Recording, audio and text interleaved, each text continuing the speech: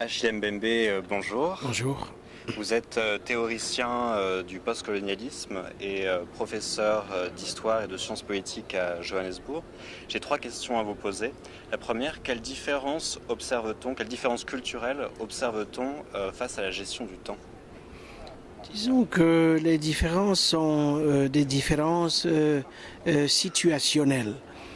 Tout dépend des situations. Il y a un répertoire, une banque du temps qui est faite de nombreuses propositions et les acteurs déploient les propositions au fur et à mesure de leurs itinéraires quotidiens, leurs itinéraires de vie.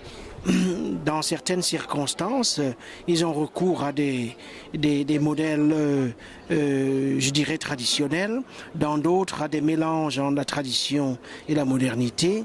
Et du coup, ils composent leur temps en fonction des problèmes auxquels ils ont à faire face et qu'ils doivent résoudre. Seconde question, est-ce que l'accroissement de la productivité entraîne un accroissement des inégalités? Oui, disons que les modèles de croissance qui ont cours en Afrique en particulier depuis le dernier quart du XXe siècle ont résulté en un accroissement effectivement des richesses, mais ces richesses ne sont pas équitablement partagées et donc l'inégalité est devenue un facteur assez structurant des sociétés contemporaines.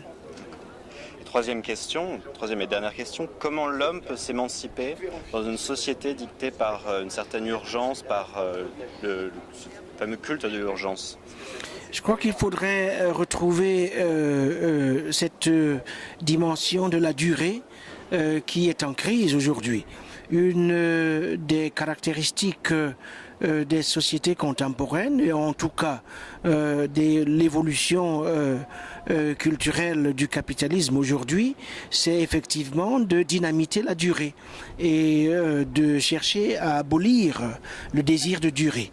Et sans un retour à ce désir de durée, je crois que la crise de la culture à laquelle on assiste, cette crise restera sans solution.